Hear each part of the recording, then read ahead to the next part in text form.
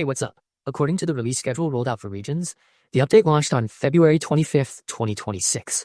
The centerpiece here is the playable debut of Varka, the Grand Master of the Knights of Favonius, a character who's been part of Mondstadt's whispered history and is finally stepping into the playable roster.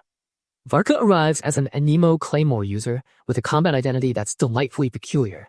He basically dual-wields claymores and can infuse each weapon differently, depending on who else is in your party.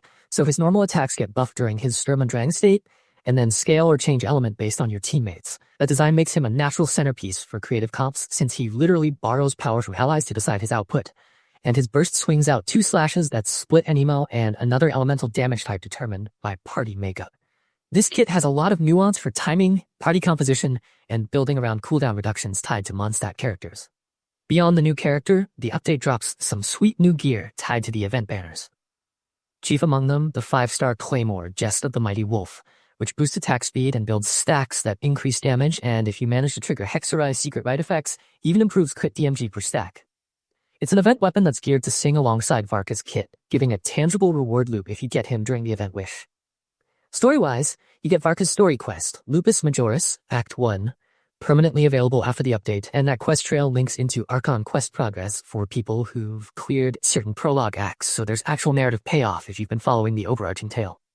The update also teases and schedules new Imaginarium theater seasons, with the first seasonal rotation kicking off on March 1st, which layers in special buffs and challenge rotations tied to elemental requirements and guest stars.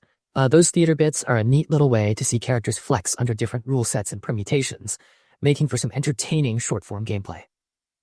Combat fans will want to watch for the Radiant Moongecko, a new ancient monster that likes the moonlight and has a nasty radiant cocoon mechanic that can trap you unless you top off your HP fast.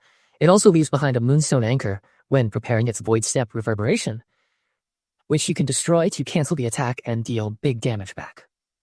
This is the kind of enemy that forces you to manage burst healing or timed interrupts rather than just swinging until it dies, so team composition matters beyond pure DPS checks.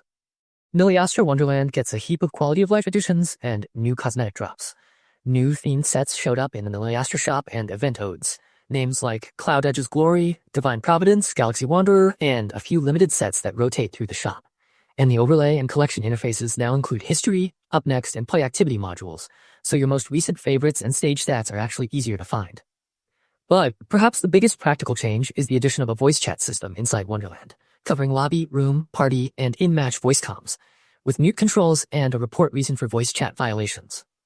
This turns custom stages from being a text-dependent space into something much more social and coordinated, which will change the way people build cooperative minigames and speedrun rooms.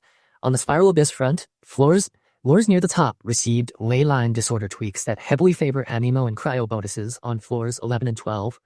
And there's a new Abyssal Moon blessing effect tied to Swirl reactions that can build up Windlash stacks and eventually unleash a true damage shockwave once you hit 4 stacks. So if you're climbing for stars, expect to rethink which characters you bring and maybe slot in more reaction play to take advantage of the changes.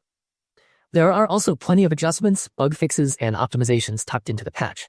Improvements to training guide flows, artifact reshape confirmations, Serenity of Pot Realm discounts on older furnishing sets, and lots of audio fixes across cutscenes and quest voiceovers. A healthy chunk of the notes is devoted to smoothing out quest progression bugs and fixing oddities where characters could get stuck or models would display incorrectly, which, yes, is always nice to see because it saves you from the weird progression hiccups. For card game fans, the Genius Invocation TCG gets new cards, action cards, and balance tweaks that adjust dice costs and various card stats, plus new open-world players and challenge stages. The update really touches a little bit of everything: combat, social features, cosmetics, world content, and the meta for the Abyss and card game modes.